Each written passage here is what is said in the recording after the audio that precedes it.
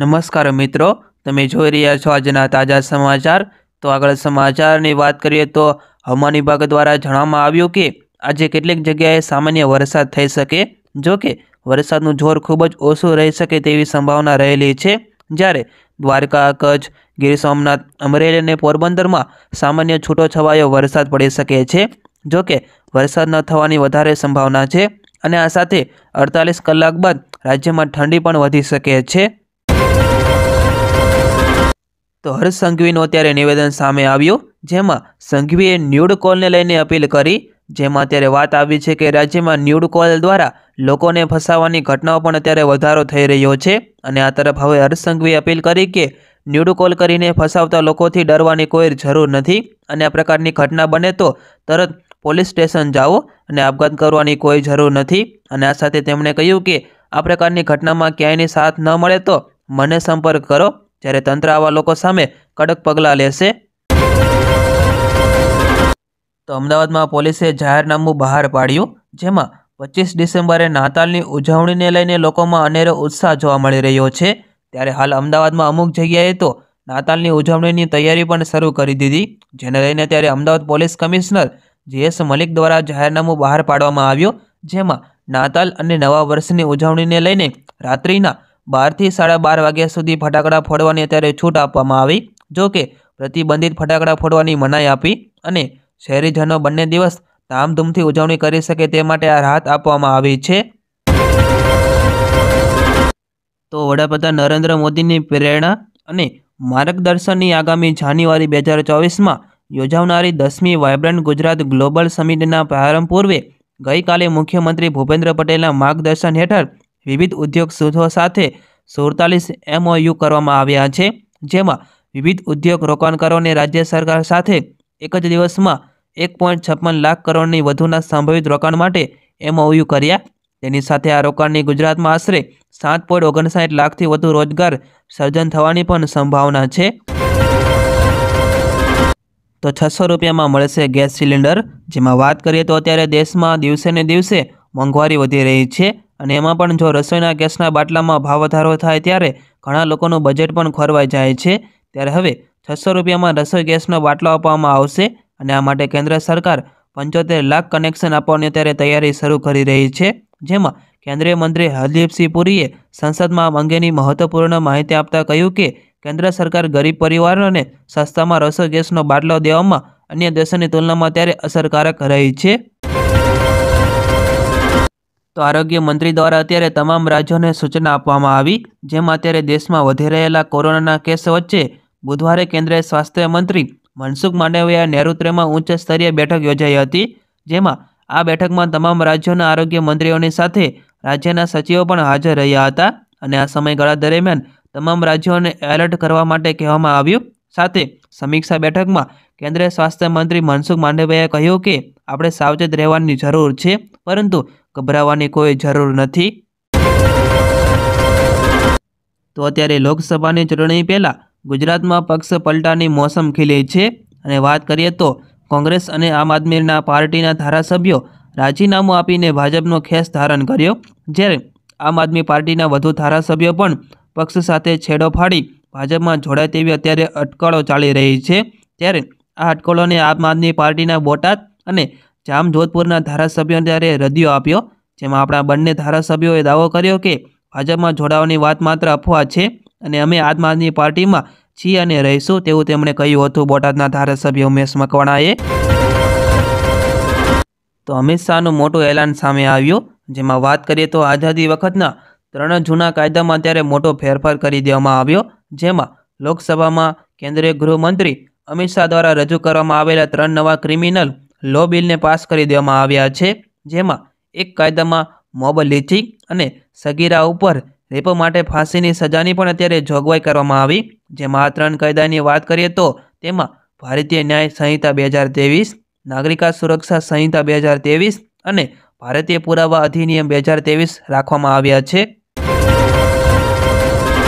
તો અત્યારે રાજ્યમાં હાર્ટ એટેકના બનાવો સતત વધી રહ્યા છે અને બધાની વચ્ચે શિયાળાની સિઝનમાં ગુજરાતમાં છેલ્લા 24 કલાકમાં હાર્ટ એટેકના કારણે 6 લોકોના મોત થયા, જેમાં વિગતો મુજબ રાજ્યમાં છેલ્લા 24 કલાકમાં રાજકોટમાં 3 લોકો સુરતમાં 2 લોકો અને વડોદરાના 1 વ્યક્તિ મળી કુલ 6 લોકોના મોત થયા અને આ તરફ હાર્ટ એટેકની ઘટનામાં 6 લોકોના મોત બાદ મૃતકોના પરિજનોમાં ઘેર શોકની લાગણી પણ વ્યાપી ગઈ છે। તો ભારતમાં ધરતીકંપ આવ્યો, જેમાં વાત કરીએ તો જમ્મુ કાશ્મીર અને લદ્દાખના ભૂકંપના આંચકા અનુભવાયા હતા, જેમાં રિક્ટર સ્કેલ ઉપર તેની તીવ્રતા 5.5 માપવામાં આવી અને આ ભૂકંપ જમીનથી 10 કિલોમીટર નીચે આવ્યો હતો। જેમાં અત્યારે નેશનલ સેન્ટર ફોર સિસ્મોલોજી અનુસાર ભૂકંપનું કેન્દ્ર કારગિલમાં 10 કિલોમીટર ભૂગર્ભમાં નોંધાયું હતું। તેના આંચકા કાશ્મીરમાં પણ અનુભવાયા હતા અને આ પછી આફ્ટર શોક પણ અનુભવાયા હતા, જ્યારે લદ્દાખમાં સાંજે 4:01 વાગ્યે તેની તીવ્રતા 3.8 માપવામાં આવી હતી અને આ પહેલાં પાકિસ્તાનમાં સવારે 11:30 કલાકે 4.0ની તીવ્રતાનો ભૂકંપનો આંચકો અનુભવાયો હતો। તો ગુજરાતમાં કોરોનાની એન્ટ્રી થતાં આરોગ્ય વિભાગ સતર્ક થવા પામ્યું અને ગાંધીનગરમાં કોરોનાના 2 કેસ નોંધાતા આરોગ્ય વિભાગ દ્વારા સતર્કતાના ભાગરૂપે જે મહિલા છે તેના સંપર્કમાં આવેલા તમામ લોકોના સેમ્પલ અત્યારે તપાસ અર્થે પણ મોકલવામાં આવ્યા, જ્યારે એ પોઝિટિવ આવેલા બંને વ્યક્તિ અત્યારે તે દક્ષિણ ભારતના પ્રવાસે ગયા હોવાનું પણ અત્યારે પૂછપરછમાં સામે આવ્યું છે અને કોરોના પોઝિટિવ આવેલ બંને મહિલા સેક્ટર 6ના રહેવાસી છે, જેમાં અત્યારે સેમ્પલ જીનોમ સિક્વન્સ માટે મોકલી આપવામાં આવ્યા છે। તો ત્યારે નરેન્દ્ર મોદી સરકારે લોકલ બજારમાં ચોખાના ભાવને લઈને એક મોટું પગલું ભર્યું, જેમાંથી અત્યારે બજારના ચોખાના ભાવમાં ઘટાડો થશે અને ગ્રાહકોને મોટી રાહત મળશે, જ્યારે કેન્દ્ર સરકારે ચોખા ઉદ્યોગ સંઘને તાત્કાલિક અસરથી ચોખાના છૂટક ભાવમાં ઘટાડો કરવાનો આ નિર્દેશ આપ્યો છે અને આ સંદર્ભમાં ખાદ્ય અને જાહેર વિતરણ વિભાગના સચિવ સંજીવ ચોપરાએ બિન બાસમતી ચોખાના સ્થાનિક ભાવની સ્થિતિની સમીક્ષા કરવા માટે એક બેઠક પણ બોલાવી હતી, જેમાં સૂચનાઓ આપવામાં આવી હતી, જેમાં અત્યારે OMSS એટલે કે ઓપન માર્કેટ સેલ્સ સ્કીમ હેઠળ વેપારીઓ અને પ્રોસેસરને પણ તે 29 રૂપિયા પ્રતિ કિલોના ભાવે વેચવામાં આવી રહ્યું છે। તેમ છતાં અત્યારે છૂટક બજારમાં 43 થી 50 રૂપિયાના ભાવે અત્યારે ચોખા વેચાઈ રહ્યા છે। તો અત્યારે દેશભરમાં ઉપયોગમાં લેવાતું આધાર કાર્ડ હવે વ્યક્તિની ઓળખ પૂરતો મર્યાદિત થઈ જશે, જેમાં અત્યારે UIDAIના નવા સુધારા બાદ આધાર કાર્ડ હવે જન્મ તારીખ માટે પણ માન્ય રહેશે નહીં અને જો તમે ક્યાંય પણ કોઈ પણ કામ માટે આધાર કાર્ડનો ઉપયોગ કરી રહ્યા છો તો તમારે આધાર કાર્ડની સાથે જન્મ તારીખ માટે તમારું જન્મ પ્રમાણપત્ર પણ રજૂ કરવું પડશે અને આ ફેરફાર હાલમાં આધાર કાર્ડની સંસ્થા UIDA દ્વારા અત્યારે કરવામાં આવ્યો છે અને આ સાથે નવું આધાર કાર્ડ ડાઉનલોડ કરવા અને આધાર કાર્ડમાં સુધારા બાદ આ માહિતી પણ અત્યારે લેખિતમાં આપવામાં આવી રહી છે। તો બનાસકાંઠાવાળા માટે અત્યારે સારા સમાચાર આવી રહ્યા છે, જેમાં બનાસકાંઠામાં કર્મવાદ તળાવમાં નર્મદાનું પાણી છોડવાનો અત્યારે નિર્ણય લેવામાં આવ્યો, જેમાં મુક્તેશ્વર ડેમ અને કર્મવાદ તળાવ માટે 500 કરોડ યોજના અત્યારે મંજૂર કરવામાં આવી, જેમાં તળાવ પાણી છોડવાથી 125 ગામડાઓને ફાયદો થશે, જ્યારે મહેસાણામાં મોટી દાઉદથી કર્મવાદ તળાવ સુધી 62 કિલોમીટર લાઇન મંજૂર કરવામાં આવી। જ્યારે અત્યારે જણાવીએ કે આ ટેન્ડર પ્રક્રિયા બાદ કામગીરી શરૂ થશે, જ્યારે કર્મવાદ તળાવમાં પાણી નાખવા માટે અગાઉ 25,000 ખેડૂતોએ આંદોલન કર્યું હતું અને આ 25 વર્ષ પછી ખેડૂતોને અત્યારે સફળતા મળી છે। તો અંબાલાલ પટેલની આગાહી સામે આવી, જેમાં અંબાલાલ પટેલે આગાહી કરતાં કહ્યું કે 11 જાન્યુઆરીના રોજ રાજ્યમાં ઠંડીનો ચમકારો વધશે, જે 24 જાન્યુઆરી સુધી રહેશે અને આ વખતે જાન્યુઆરી માસમાં હવામાનમાં ઘણા પલટા આવવાની શક્યતા રહેશે, જેમાં તેમણે વધુમાં ઉમેર્યું કે નાતાલની આસપાસ ઠંડી વધશે અને તે 29 થી 31 ડિસેમ્બરના દેશના ઉત્તરીય પ્રદેશોમાં વેસ્ટર્ન ડિસ્ટર્બન્સ પણ આવવાની શક્યતા રહેશે, જ્યારે અત્યારે દેશ સહિત રાજ્યનું હવામાન પણ પલટાયું છે, જેમાં અત્યારે 5 અને 6 જાન્યુઆરીમાં વાદળછાયું વાતાવરણ રહેશે, જ્યારે 10 જાન્યુઆરીના દક્ષિણ ભારતમાં વરસાદના કારણે મુંબઈનું હવામાન પણ પલટાશે, જે બાદ 10 થી 13 જાન્યુઆરી સુધીમાં રાજ્યના હવામાનમાં પણ પલટો આવવાની શક્યતા રહેશે। તો આગામી લોકસભાની ચૂંટણી પહેલાં ગુજરાત કોંગ્રેસમાં ભરતી મેળો શરૂ થયો છે, જેમાં અત્યારે ચૂંટણી પહેલાં આમ આદમી પાર્ટી, સપા અને NCP તથા ભાજપ વિદ્યાર્થી પાંખ ABVPના કાર્યકરોએ કોંગ્રેસમાં જોડાયા, જેમાં અત્યારે ગુજરાતના લગભગ અલગ અલગ જિલ્લામાંથી રાજકીય આગેવાનો કોંગ્રેસનો હાથ પકડ્યો છે, જેમાં અત્યારે કોંગ્રેસ પ્રદેશ પ્રમુખ શક્તિસિંહ ગોયલે આ દાવો કર્યો અને કોંગ્રેસમાં હજુ 62 લોકો પણ જોડાશે તેવું તેમણે કહ્યું। સાથે ભાજપ ઉપર પ્રહાર કરતા કહ્યું કે સત્તા પડાવી લેવા માટે પણ નહીં અને લોકોના હિતમાં કામ કરવાના અત્યારે અમે પ્રયત્નો કરી રહ્યા છીએ।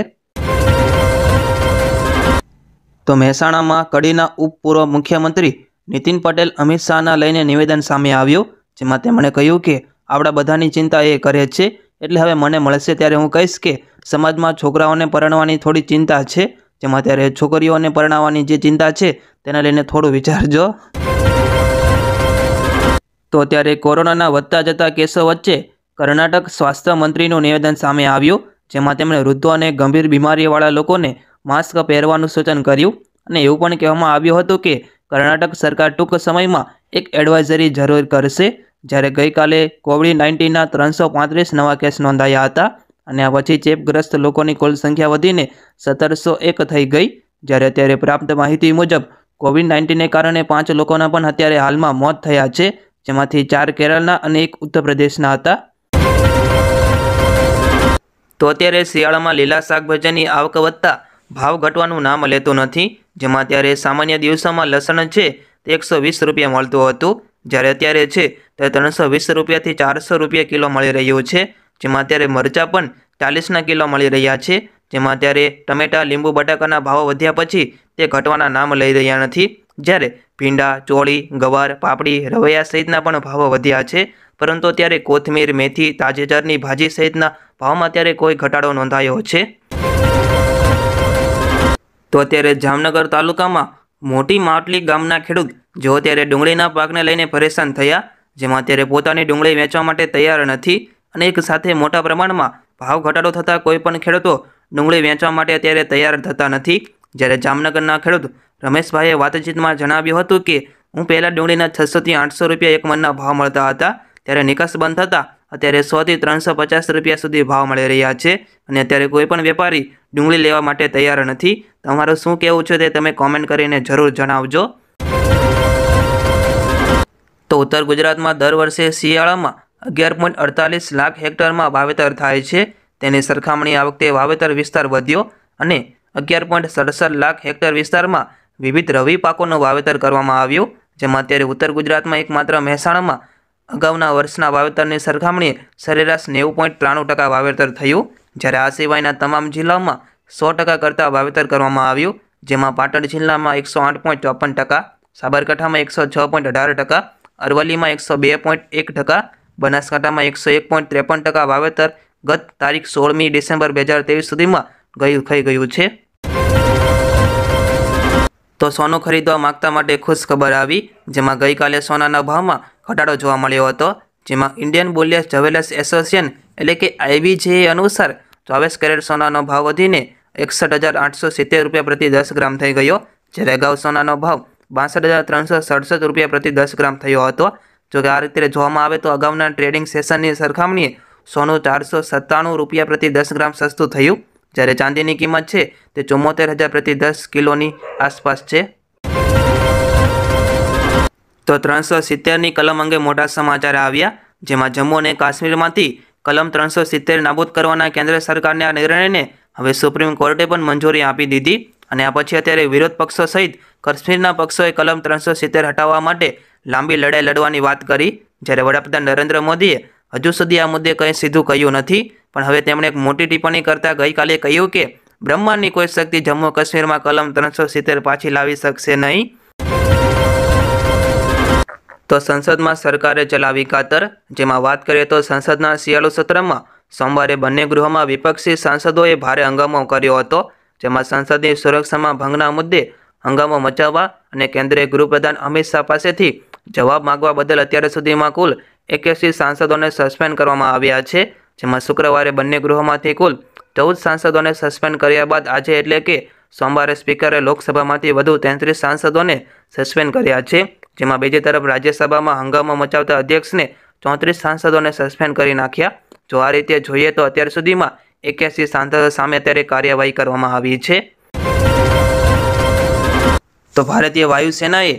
SAMR એટલે કે એર ડિફેન્સ મિસાઇલ સિસ્ટમનો અત્યારે સફળતાપૂર્વક પરીક્ષણ ગઈકાલે કર્યો, જેમાં દેશના ઇન-હાઉસ ડિઝાઇન અને ડેવલપમેન્ટ પ્રયાસોની દિશામાં મોટી સફળતા મળી. જેમાં અત્યારે IFની દ્વારા હવામાંથી હવા મારવાની મિસાઇલનો અત્યારે પરીક્ષણ કર્યો છે. જેમાં અત્યારે IF અધિકારીએ જણાવ્યું કે ભારતીય વાયુસેનાને તેમના ઇન-હાઉસ ડિઝાઇન અને ડેવલપમેન્ટ SAMR એટલે કે એર ડિફેન્સ મિસાઇલ સિસ્ટમનો સફળ ફાયરિંગ ટ્રાયલ કર્યો, જ્યારે વાયુસેના સ્ટેશન સૂર્યલંકામાં પણ હમણાં જ આયોજિત અભ્યાસ શાસ્ત્રી 2023 દરમિયાન આ સફળતા મળી છે. તો અયોધ્યાના શ્રી રામ મંદિરમાં સોનાની પાદુકાઓ અત્યારે મૂકવામાં આવશે, જેના માટેની અત્યારે પાદુકા દર્શન માટે ગુજરાત લાવવામાં આવી છે અને આ પાદુકાને હૈદરાબાદના ચલ્લા શ્રીનિવાસ શાસ્ત્રી દ્વારા તૈયાર કરવામાં આવી, જ્યારે પાદુકા બનાવવા માટે 1 કિલો સોનું અને 7 કિલો ચાંદીનો ઉપયોગ કરવામાં આવ્યો છે અને આ પાદુકાને અયોધ્યા મંદિરની પ્રદક્ષિણા કર્યા બાદ દેશના અન્ય મંદિરોમાં દર્શન માટે લઈ જવામાં પણ આવી રહી છે।